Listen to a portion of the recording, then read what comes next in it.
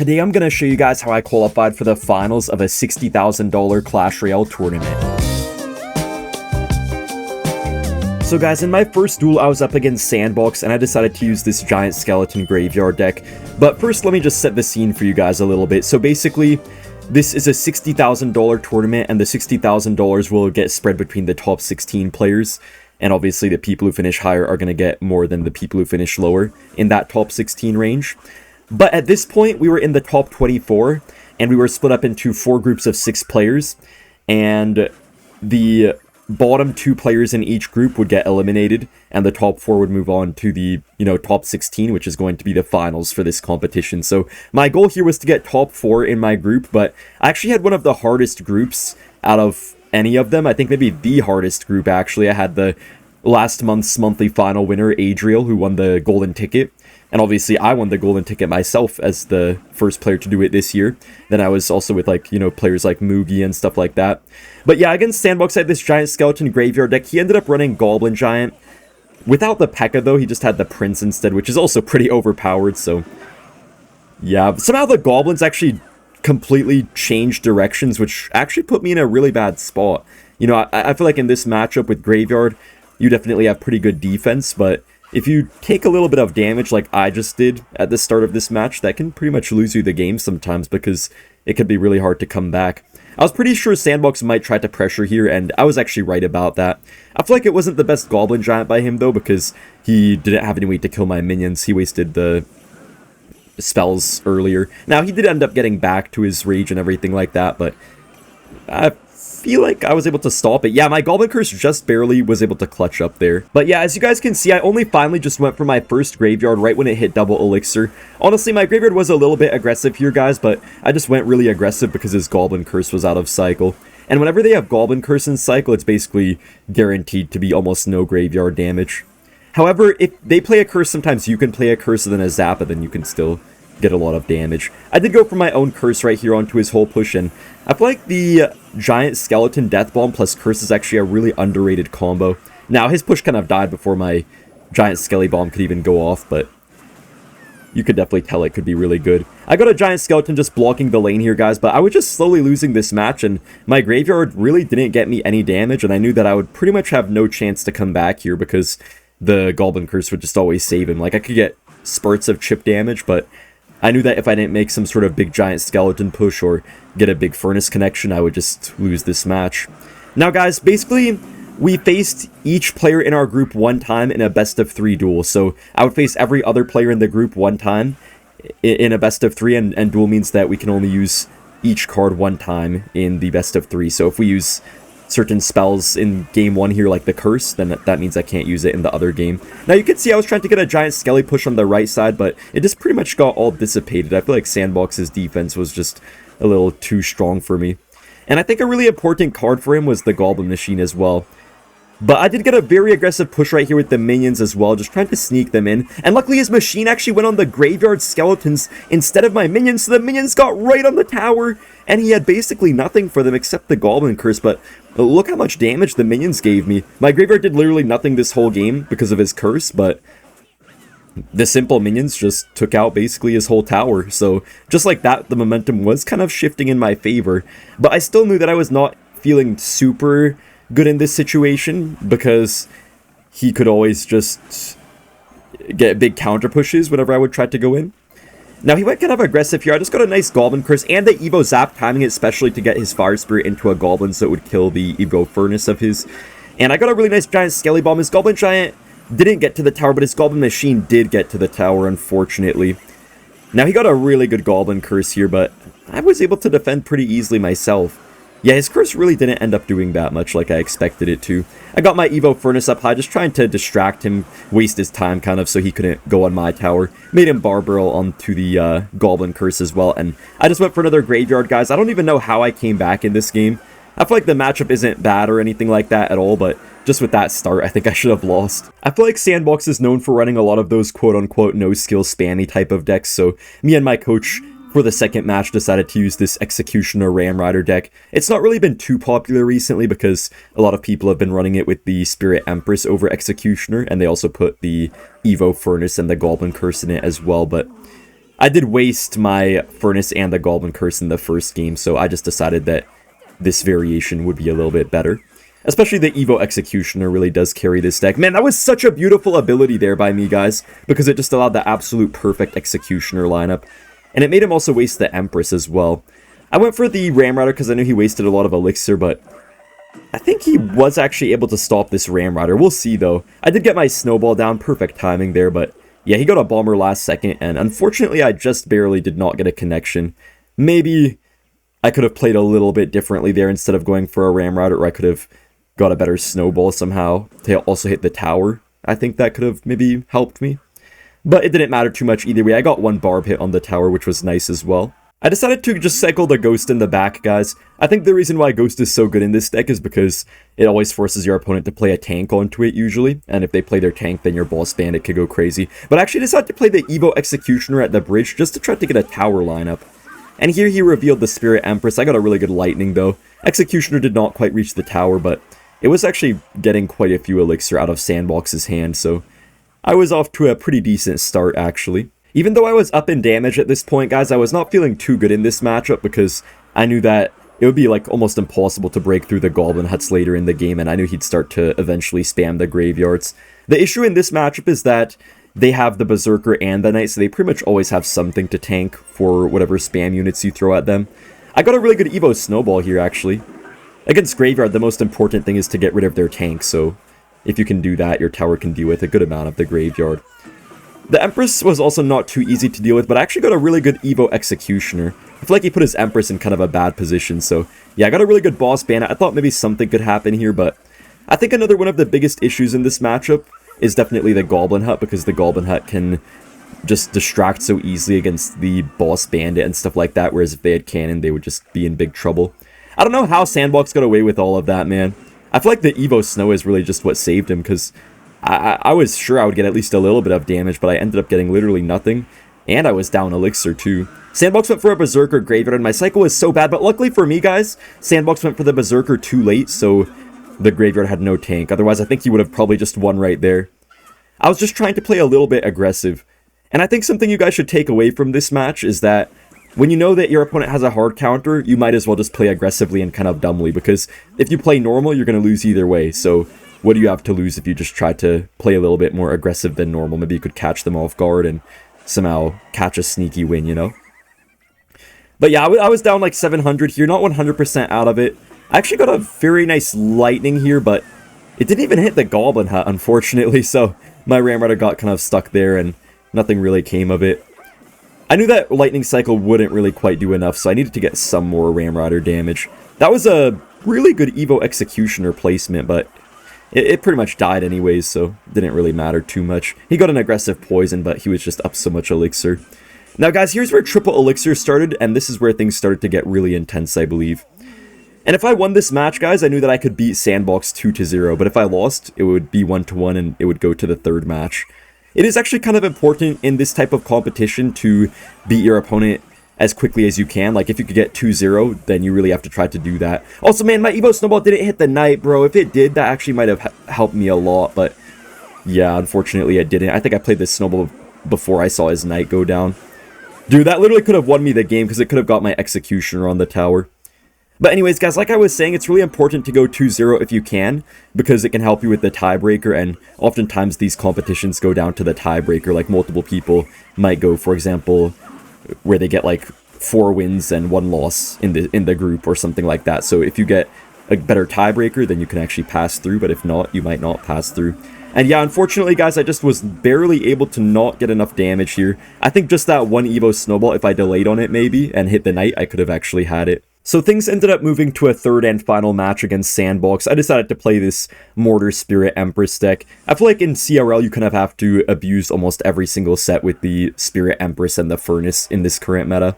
I decided to go for an aggressive Mortar because I knew with the Cannoneer Tower I could probably pretty easily defend whatever he might try to spam at me on the other side. He ended up going for a Ramrider into my Mortar, which I believe I just, got my Skelly King onto, got a nice timed log as well. It was pretty smart that my coach put Log in this deck because Log was just able to give me a nice reset to the Ramrider, so I'm pretty sure my coach was well aware that Sandbox could end up going for a deck like this one that he went for. Now, the only issue for me, guys, is that normally the Spirit Empress is absolutely unkillable in this type of matchup, but Sandbox actually had arrows and lightning, which is one of the few spell combinations that actually can kill the Empress, along with Rocket. I went for a mortar just to get the maximum value out of my Empress and basically force him to play stuff into it. I could have gone for the log here on the guards, and I think most people would have, but I knew the mortar would help out a little bit, and if I played the log, I would just be down too much elixir, because I feel like people get a little bit carried away with this Spirit Empress, guys. It's such a good card. It does so much DPS, but it costs so much elixir. Now here I went for the Goblin Gang. I could have just gone for an early log, but I thought you might have like a... I don't know what spell I thought he would have, but I thought he'd have some spells, so I didn't go for the log there, which I could have done to take a lot less damage. I just wanted to play it safe in case he had like a, I don't know, zap or something like that, so... I don't regret the play that I made, even though it made me take some damage. And guys, I knew that I couldn't afford to lose here because this was one of the first games of the day, and I just had so many stacked players in my group, so I knew that if I lost this match, it would be very difficult for me to qualify. But I still could qualify, it would just be very difficult. Now, here I did decide to play the Evo Mortar, once again just abusing the Spirit Empress. As you guys can see, whenever you have that Spirit Empress down, it's always a good idea to get that Mortar down as well, just to make sure it gets the maximum amount of field control, I guess, you know, the value for its elixir. Now, I actually went for a nice Skelly Barrel on the right side, guys, because I knew if I go all same lane the whole game, I could very well just end up feeding his pushes, and it could end up really badly for me. And you guys will see a very decisive thing that happened here shortly, guys, but basically the big issue for me right now, and I knew he had it in cycle, the big issue for me was the Inferno Dragon with the evolution, because I had no way to kill it. I had no reset. I didn't really have anything. And by the way, notice that Evo Skelly Barrel, really good pressure, which just allowed me to defend his Ram Rider with the ability of my Skelly King instead of having to play a whole mortar. And it got really good damage too. He actually got a Golden Knight ability into my mortar, but the mortar was still able to make him go for a Lumberjack, and the Goblin Gang forced out the guards as well. So I was looking pretty good elixir-wise right here. I kept on pressuring because I just wanted to keep him kind of on his toes and kind of in a bad spot elixir-wise is what I was trying to do. But yeah, here is, I think, where stuff went pretty wrong for me. So yeah, he got the Evo Inferno Dragon down. I just decided to go for my Empress into it, but I really couldn't do anything about his Inferno Dragon feeding off the Skelly King. I just had to sit there and take it, basically. I got a little Fireball, though. Honestly, pretty decent Fireball, but I knew the Inferno Dragon would not lose its cooling time, so I had to go for a Skelly Barrel, which absolutely got shredded. Then I had to Skelly King into the Inferno Dragon, which was just shredding everything. It was literally shredding everything, and then he got a Ram Rider down in front of it, bro, and it was not dying. My Ice Wizard just barely got the slow onto it, though. And then I had just enough time to get my Evo Skelly Barrel. I'm not even trolling, guys. That one Ice Wizard shot potentially could have saved me from losing the game. I'm not 100% sure, but it very well could have been the difference. Now, I decided to keep on cycling my Empresses in the back here, but Sandbox did have the Lightning, so I think he actually got a Lightning. Yeah, he got a Lightning here, but so luckily for me, he got it down late, guys. If he went for it just like a second earlier, I would have been dead, but I don't think he expected me to go for the Ice Wizard where I did, because I actually didn't know he had Lightning the whole time. Got a very nice log here, and I just started to stack my Empresses so much. I was basically trying to force him to Lightning up high on my Empresses instead of going for the Lightning on the tower, and I was able to force him to, yeah, Lightning up high, just like I wanted. Got another Empress down up high once again, this time a little bit higher than before, so he couldn't as easily hit the tower with his spells and also hit the Empress at the same time. Got my Skelly King just to bridge block, and I knew with a mortar up high, even if he went for the Lightning, there would probably be no way he could actually get a breakthrough in time. So yeah, I got the Fireball just to secure it, and I feel like Sandbox started to play a little bit nervous at the end, so I was able to take a dominant win. Now guys, I was matched up against the August monthly final golden ticket winners, so Adriel is guaranteed to be going to World Finals, and so am I as well.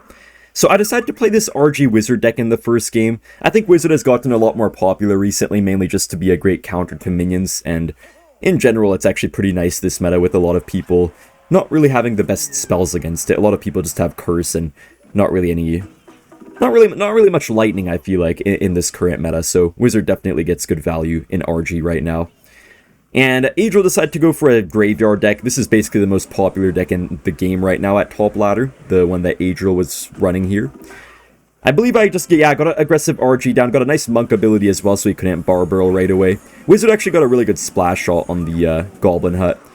On second thought, guys, I think that Bar Barrel there at the last second was probably a little bit of a bad idea, because just put me really low elixir. Yeah, see, if I saved the Barbaro there, guys, I would have got probably one less RG shot, but I could have just gone for it on the Spear Goblins and the Furnace and stuff, and I would have taken a lot less damage back. Now, that was actually a really good Fisherman, so I didn't take a crazy amount of damage, but still wasn't the best start. And guys, also notice how when I was in kind of a weird spot right there, how I didn't panic and overcommit. Like, some people might have overcommitted and went for the guards at the last second on the Furnace or something, but I just knew I was down elixir, so I knew that I had to just eat a little bit of damage on my tower. Got the nice Evo Wizard up high, which actually was doing a pretty good job. It made him go for a Barbaro. It also, I guess, made him go for a weird Goblin Hut as well, and I believe the Wizard was able to splash it a bit. Yeah. But unfortunately, the Goblin Hut does have quite good HP, so it's kind of hard to get through with the RG. And yeah, this matchup can be really difficult sometimes, guys, because yeah, they basically just spam the graveyards, and you could get guards down, obviously, but they're just able to poison, and they still get so much damage, usually. Like, dude, look, I had a whole monk and guards down, and he still got multiple hundreds of damage right there, so it was not looking too good for me. He got the Evo Furnace down as well. I feel like, actually, the other biggest issue with this matchup, guys, is that the Evolved Furnace, or just the Furnace in general, actually, really doesn't take much damage from the monk. Like, if it was a Musketeer, it would always die to the monk ability, you know? But when it's a Furnace, it doesn't really take much damage from monk. And my entire Fisherman just died there to his Evo Furnace. Adriel got so much graveyard damage there. And I believe when I was playing some of these matches, I was listening to Taylor Slow. No, I'm just kidding. I don't even listen to Taylor Slow. Okay, I missed a Fireball. Yeah, that did happen. I'm not gonna lie, though. I wasn't feeling good regardless at this point in the match, but I was still hoping I could come back. I got a good E-Spirit catching his Barbaro. Good little monk ability as well. Alright. Yeah, I got a really solid Fisherman, but he was just getting Spear Goblins randomly. Okay, that was a nice Wizard, though. But yeah, his Spear Goblins kept on spawning and just kind of clogging up the lane. Honestly, the guards weren't really necessary there, I guess, in that position, but they still killed everything. Just got the Fireball hitting the tower right here, but man, the Spear Goblins were adding up quite quickly. I was actually kind of surprised that I was making the game this close because I didn't even have a good start. Just imagine at the start if I saved that Barbarian barrel, maybe I actually would have been beating Adriel at this point by a decent amount, despite the matchup being really hard. Got a nice Fireball down right there as well. And I was thinking maybe I could have a chance to win if I just got some really good Monk Reflection, or maybe a nice Wizard to splash down some of his units. So yeah, I was just trying to do that. I was always going for the Wizard up high like this. I played it in this position, guys, because if you play it any lower, they can just poison it and also hit your tower. And I knew that he wanted to poison cycle me, so I was trying to do all I could to stop that. Got a bridge block with the Monk. I had to play my guards right into his poison, unfortunately, and yeah, his graveyard was just chipping away little by little. I believe I got another Wizard down. Yeah, this time a little bit lower. Got the Barbaro to kill the Furnace, but yeah, man, I feel like a lot of people were running Graveyard in this competition today, and there's really not a lot of options to counter it. But you guys will see here later today one of the decks that can sometimes work really well against Graveyard if you also struggle against this Graveyard deck that you see right here on the screen. So I just had one more hope left, I guess. I just went for the Evo RG. Adriel was actually pretty low elixir. I tried to also get a Wizard up high to try to snipe a Goblin Hut or something, but he ended up just getting it low, and, you know, it was triple elixir, so he was able to pretty easily get everything he needed down in time. And I was not really feeling great at this time, guys, because I lost to Adriel last time I faced him, and obviously he's one of the best players right now. So now I found myself in a pretty bad situation, guys. I was down 0-1, and I knew that I basically had to beat Adriel here if I wanted to qualify to the finals for this competition. Because if I lost this duel set, I was pretty sure that I would most likely get out, and I believe I would be out. So I needed to try to win this. If I lost to Adriel, I knew there could still be a small chance I could qualify, but it would just have to be really luck-based and just based off of tiebreakers and stuff, which I didn't really want to do. Now, I actually got a really good log right here. Yeah, that was such a good log there, pushing his Wizard off of my Tesla. Otherwise, I think he probably would have snuck in the RG there with that Wizard, maybe. I let him get a shot on my tower, just because I didn't want to overspend too much. And I think I just got my minions down. I was already back to my Tesla, so I knew if Adriel decided to go in for anything, I would be okay. I got a really good heads-up miner right here, just knowing that his cycle was pretty awkward without that Wizard to deal with it. The set of minions. And I got a little bit of damage, actually.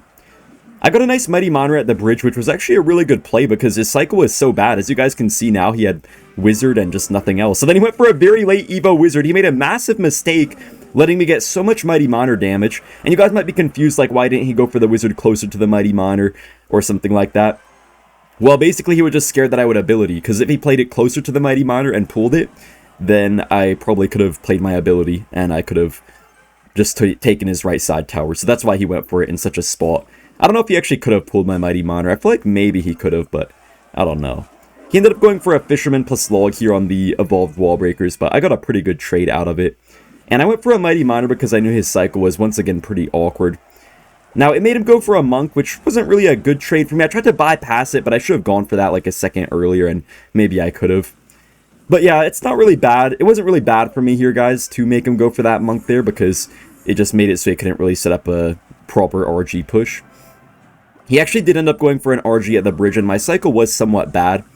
Now, guys, normally I feel like this matchup is pretty fine. You know, if you have Cannon in this deck, like this Monitor deck does most of the time, I believe that RG has a hard counter, or at least a little bit of a counter, I would say, because they have like the Wizard for the minions, Monk to reflect minions, the Cannon. But since I had Tesla, I knew I could have a good chance. The only issue was that he had like Lightning and stuff like that, and still the Wizard was a big issue for me, so I feel like this matchup is actually for RG. But if you spam Teslas really good, you do have a chance to defend. But yeah, just that normally you would have something like a Little Prince to DPS down the Monk pushes and stuff like that, but with the minions, they basically will just instantly die to the Monk, which does not feel very good. I was kind of just trying to stall this Monk at the bridge a little bit, and I also got a nice poison. He went for the very late Monk ability, but I always play my minions against the RGs just kind of like off to the side, so the Monk ability does not quite affect them. Which is really important. If you mess up that placement, you're kind of just dead if the minions end up getting reflected. Now, I was able to get the minions up here on the Wizard, because I was doing a really good job of just distracting the Wizard at the right time. But Adriel actually got an RG shot, and you can see he was already basically back into this game, despite his massive mistake earlier. So I think they really do have quite a good counter here, because I wasn't even doing very good at this point. I was pretty much about to start losing the game here, but yeah, just that early lead I had was still putting me in contest to be able to have a chance to win this game. I just needed to get some sort of Monitor chip damage because I knew the Lightning cycle would just outdo me eventually. But yeah, he was just catching the Monitor every time with the guards. However, I did have the 3-card cycle of the Mighty Monitor, so I was able to get to another Monitor very quickly, which I did go for all the way in the back, I do believe. And I did also have the Evo Wall Breakers in cycle, so I think I used them here. Yeah, I kind of just stalled the Monk a little bit with them, and I got a nice Mighty Monitor to the side. Honestly, Adriel's Lightning was actually pretty terrible because my Mighty Monitor was left unchecked since he had no elixir due to spending that Lightning. I went for a Monitor in the back, and I knew I could just poison aggressively at this point, hitting the Fishermen, the guards. Wall Breakers did unfortunately die. I could have tried to get another Monitor poison down, but I just went for only the Monitor at first and not the poison right away, just to make sure I could take it. Then when I saw the Monitor got a couple hits, I just went for the poison, and I was able to bring it to a game 3.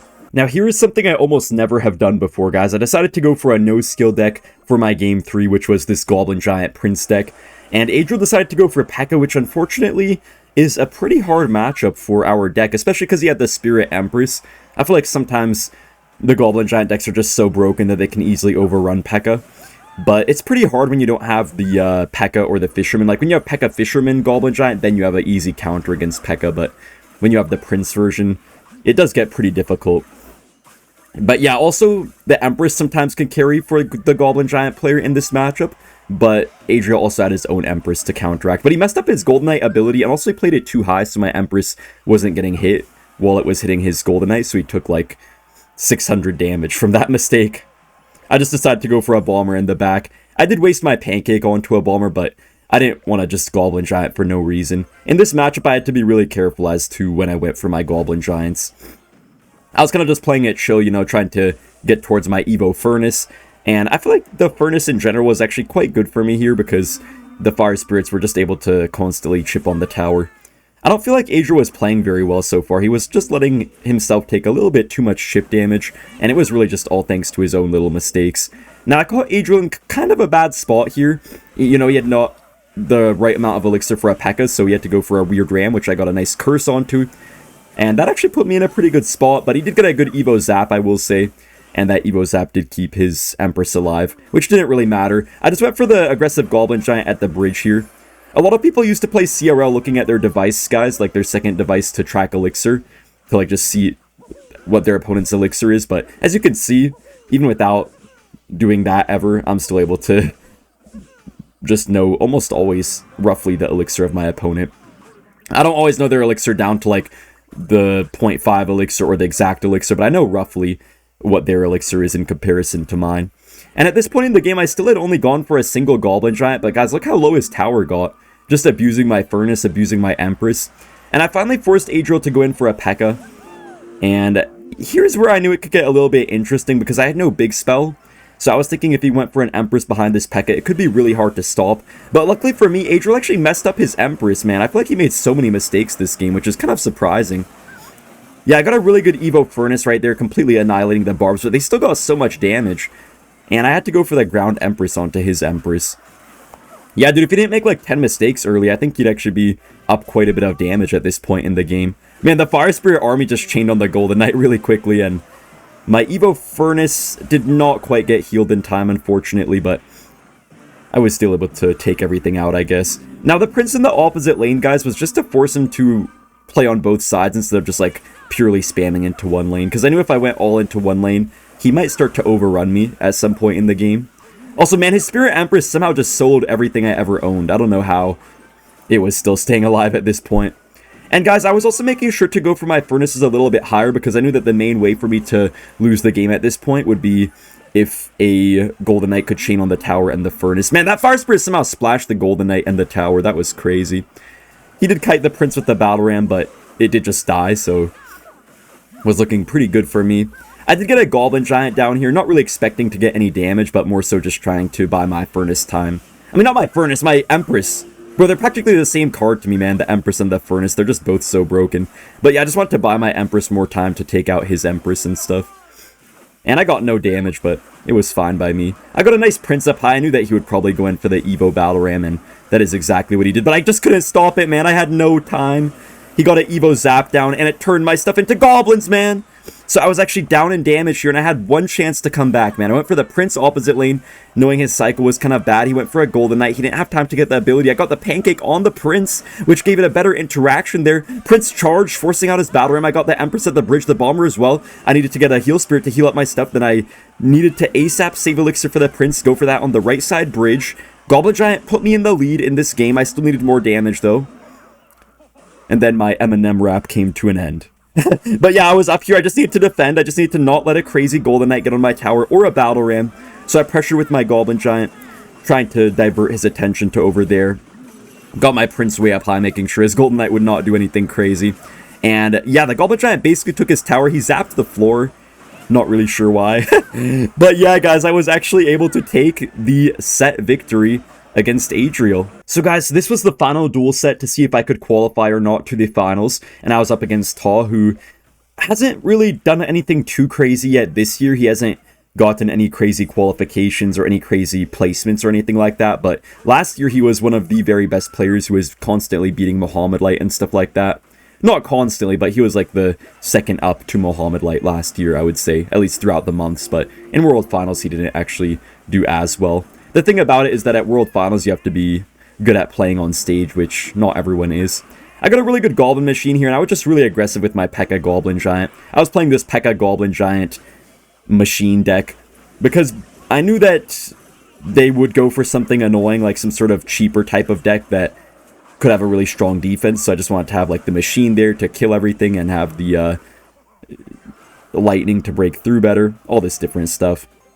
I just had to get my Fisherman down here for all of this, and I think I actually did have to unfortunately take some pretty heavy damage here. Tall went for the Ice Spirit and the Evo Furnace at the bridge, and this actually put me in a really bad spot, as you guys will see here soon. Yeah, I was able to push his Evo Furnace off. I don't know if the Evo Furnace was necessarily that good, but he still got so much damage, and I think my mistake was just going for that aggressive Goblin Giant. I'm not gonna lie though, I haven't played this matchup a single time in my life. I don't really play Pekka Goblin Giant like that. So I was down a lot against Ta at this point, guys, and I just had to try to use my intuition to play this matchup as best as possible, because Yeah, at the start I made kind of a terrible play, but the reason why I did it was just because I wanted to get to both my Evo Pekka and Evo Goblin Giant, because your pushes become a lot more powerful when you have the double Evos. So that's why I did that push, even though it was kind of a trash push in itself. I just was thinking about the future, which may have not really been worth it since I took so much damage, but yeah, you guys will see here that I was able to get a really good Lightning, and I got a nice Rage as well. And I was hearing a lot of players saying how this matchup actually is normally fine for Graveyard, but when you have the Goblin Machine, it just completely carries you sometimes in this matchup. So I actually got a lot of chip damage there on his tower. Not really like a huge connection, but just a lot of little bits of damage. I feel like this Graveyard by Tall was kind of bad because it didn't really have the best support. So, I mean, sure, he got like a skeleton hit or two, but he just gave me the free Goblin Machine to get a counter push with. Now, I decided to just go for the Pekka in the back right here because I wanted to make sure I didn't go in preemptively. If you go in preemptively, you can just sometimes feed the opponent free furnace counter pushes and stuff. I got a really nice Lightning hitting the Knight and everything. Goblin Machine was just putting in the work here, man. He just could not really stop it. And guys, I was also feeling really good at this point because in the Adriel set, I was able to beat him 2-1. And I'm pretty sure Adriel had a good counter to me every single game. Like all 3 games against Adriel, he had a matchup against me, but I was still able to beat him. So I was actually feeling really good here, beating counters even. And you could see the Goblin Machine was able to take out the Furnace so nicely. If I didn't have that Goblin Machine there, imagine the counter push of the Evo Furnace. That could have just destroyed me. I got a Pekka kind of up high here, guys. The reason why I didn't go for it lower was because I didn't want the Graveyard to come down and just distract my Pekka, maybe even kill it. And also I wanted the Fire Spirits to not splash my tower. I feel like people have been having really sloppy defenses against the Furnace recently. I don't know why Todd did this Graveyard here. I was just able to get a free Goblin Curse to get a bunch of counter-pushing Goblins. The Curse is basically a guaranteed Graveyard counter. And then my push was just so big here that Todd literally couldn't do anything. The whole map was flooded. I was able to get a last-second Lightning down, I believe, as well. And man, I completely came back from that one. Honestly, guys, I feel like Goblin Drill has not really been working as well this meta as before. It seems like Miner is just a little bit of a safer deck. But in this game against Taw, if I won this, I would just qualify guaranteed. So I decided to play Goblin Drill with my coach, and we knew that I could just outplay even if I got a bad matchup. We weren't really expecting that we would get a great matchup. We were just thinking that either we get lucky, we get a good matchup, or we just get unlucky, and if I get a bad matchup, I can just try my best to outplay, and my coach just trusted that I would be able to. So he was playing this giant deck with the Spirit Empress and everything. The only thing is, though, is that he actually had no Goblin Machine, and I feel like the Goblin Machine can make this matchup way more difficult, so that was actually a good thing for me. The only other thing, though, is that he did have the Goblin Curse, and I feel like the Goblin Curse plus Empress are just 2 really annoying cards in this matchup. Man, that Goblin Hut did a great job, and I got a good Snowball, too, making him play that extra Bomber right there. I played the Mighty Miner at the bridge, guys, because I knew his Cycle was really bad, and I decided to just go for the preemptive ability. And I got it really quickly, so I knew it would be able to take out the Giant. At least I thought it would, but he got the Empress down, so just had to go for the Goblin Hut. I ended up going for the Goblin Curse, but I did have my Evo Snowball in Cycle, so I just went for that. And man, he got a lot of Goblins really quickly. Guys, let me know in the comment section what you guys think about the proposed Goblin Curse change, because they want to change it to where it does no damage amplification, but I feel like they're going to completely kill it like that. I think they should leave that, but just nerf something else about it, or just reduce the amount of damage amplification. I finally decided to go for my first Furnace in the back. I actually hadn't gone for a Furnace the entire game up to this point. And you guys can see a very important thing I was doing in this game was that I was barely playing my Goblin Drills at all. I think I played like 1 Goblin Drill the entirety of single Elixir, because in this matchup, if you go for a drill, all they have to do is like Lumberjack, Prince, Bomber even, and you basically just feed them free Elixir. Also, I got a really good Furnace here. I got so happy about that, because that was able to take out his Spirit Empress, which is normally kind of impossible for us to take down. But yeah, I just wasn't going for the drills very much at this point, guys, because all they have to do is just play a 4, 2, or 5 Elixir card, and they just get a free counter push. Your drill gets like no damage basically, so there's really no point. But here I finally did get a drill down just because it was already double Elixir and I had a little bit of support going. I got a really good Fire Spirit there. I feel like Todd defended that really badly. I don't know why, guys, but it seems like Todd just kind of... I don't want to like be rude or something to him and say like anything, but I don't know. It feels like he's just not as deadly to face as he was in the previous year. I'm not really sure why. I'm not sure if he's just been practicing less or something else. Also, I got really lucky there with the Mighty Miner surviving on 1 HP, because if it hadn't survived there, I think I would have taken quite a bit more giant hits and the game probably would have been pretty much even in damage. I did get a nice Mighty Miner ability, just trying to splash down everything, and I knew the Fire Spirits would also splash everything. Got a really good poison placement here, which was able to slow down everything, as well as just slightly tickle them down. I got really lucky as well that the Goblin Hut pulled the Prince. I mean, I say lucky, but all these interactions are, I guess, like, intentional, so, yeah. Got the Barbarelle down just to try to make him play something, and I did make him go for the Prince right there. I was able to just stack my units really freely here, guys, because I feel like Paul really just sold by not putting the Machine or some sort of big spell in his deck, because he just didn't really have a way to kill the Furnace without completely overcommitting. Now, at this point, I did have my Evo Snowball, but I decided to just go for a Poison to make sure the Bomber died, and I just left my Evo Snowball for defense in case I would need it. But yeah, he could really only kill my Furnace when he has Evo Zap in cycle, unless he gets kind of lucky with his Goblins killing my Furnace somehow. Like, he would go for like a Curse Rage Zap, and the Goblin that spawns, if it got rid of my Furnace, then he could actually kill it. But as you can see, my Furnace was staying alive, and the Evolution was just getting all this splash damage with the Fire Spirits. They're going to nerf the Evolved Furnace, but man, I think Furnace will still be broken, even after the nerf. I got a Snowball just pushing the Spirit Empress a bit forward, and I believe I went for a Poison too. Yeah, and dude, this Furnace was just not dying. Oh my gosh. Dude, that value on the Evo Furnace was insane, guys. It even forced out a Rage in the end, and the Fire Spirit got on the tower there. And I was just about to get like 3 freaking Furnaces down at one time. This was just getting crazy. Now, he did have the Evo Lumberjack barreling down the left side, which I knew I had to watch out for, because you can just never really trust the Evo Furnace. I also had to be very careful of his predictions, because I knew that if he got a single Skeleton's prediction, that could actually cost me the game. But yeah, the timer just pretty much ran out at this point, guys, and I was able to move on to the monthly final, which I will be playing this weekend.